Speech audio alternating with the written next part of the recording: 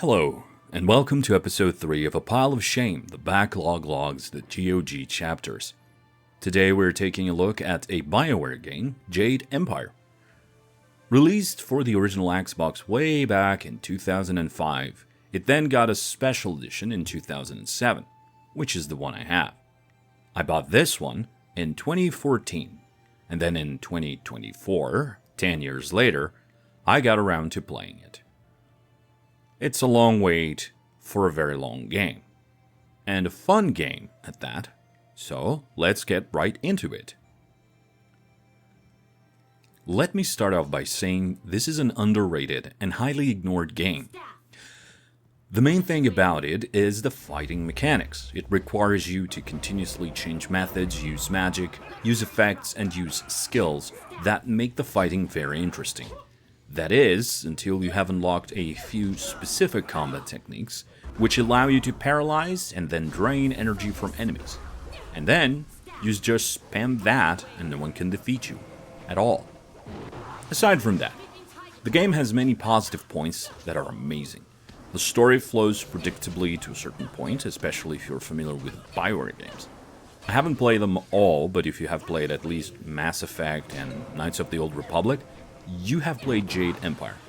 Honestly, the initial story beats are basically the same, with some twists along the way that are mildly interesting. The romance options, however, are so limited it puts KOTOR to shame. At the end of the day, this is another BioWare RPG romp with its good sides and bad sides.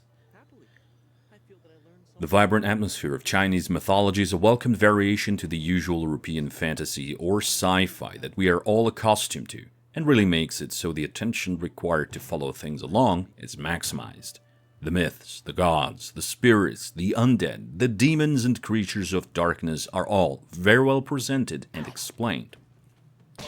All of it has a place and everything combines perfectly well in this world. Even the absurd steampunk technology is very well explained and used for a minigame.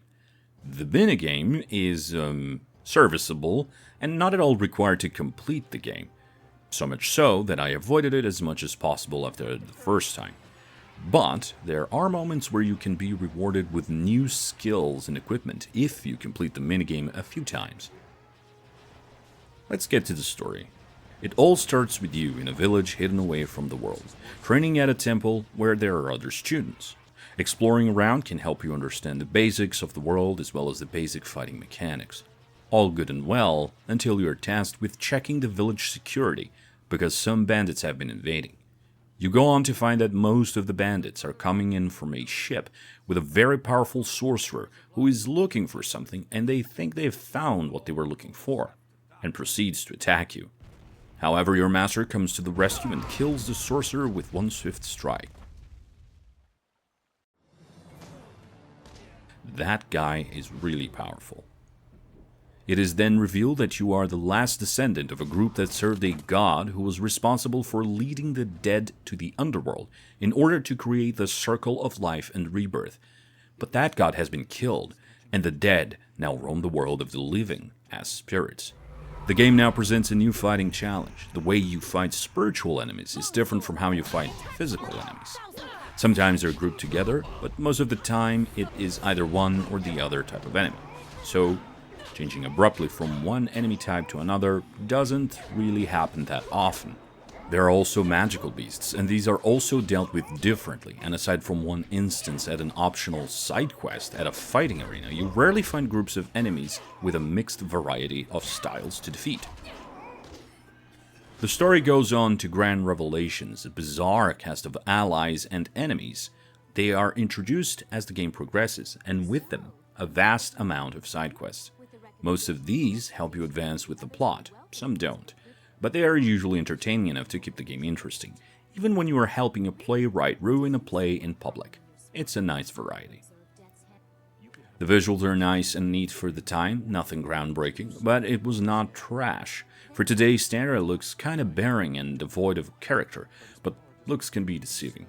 Beyond the surface, the environments are well planned and well designed. The music is imperceptible, which in my opinion is great. It gels perfectly with the scenery, moment-to-moment gameplay, and situations. There is some old-time jank, but that is par for the course at this point.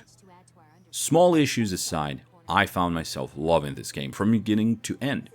On the other hand, it did not pull me back very much.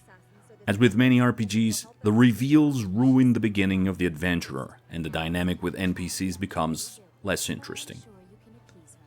Part of the adventure, part of any adventure, is discovering the new world. And once you have read everything you need and some extra flavor information, a second run, even if you try changing your character a bit, ends up being pointless. It's pointless because when you create a character, you do choose a fighting style. If they are more inclined to being physical, spiritual, or magical fighters. But none of these choices affect much in the end, because you can unlock all fighting styles regardless. Power up your character however you prefer, ignoring the original template, and still come on top.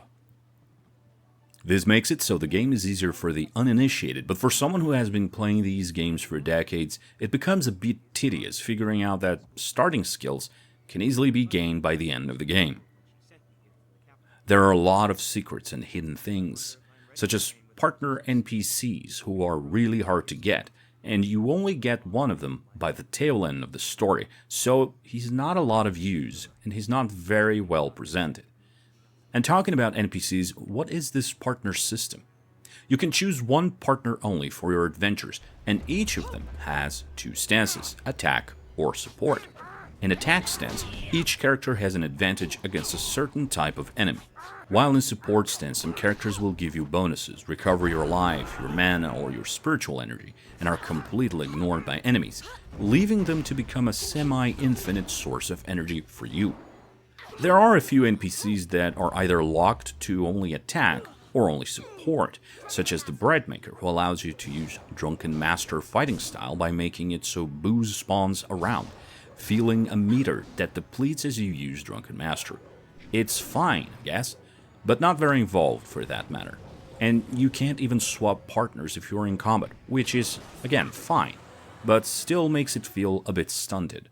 The wrong choice of allies can be detrimental to the fighting if you have no idea what to expect, but you usually have hints on what to expect in each area. At the end of the day, Jade Empire, though daring in its combat-style centered gameplay, is an entertaining game to try once, regardless of the outcome. Most of what it brings to the table had been done better before, and has been done better since, so it sits in a forgotten void.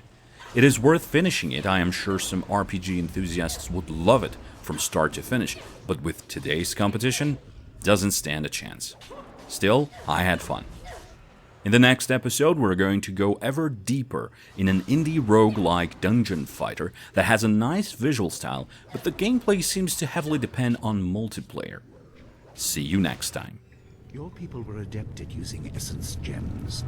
I kept it from you because power is a beacon. The forces behind the restless dead will take an interest in you. Even mindless spirits may be drawn to you, just as they were confined here. In achieving your true power, you become a target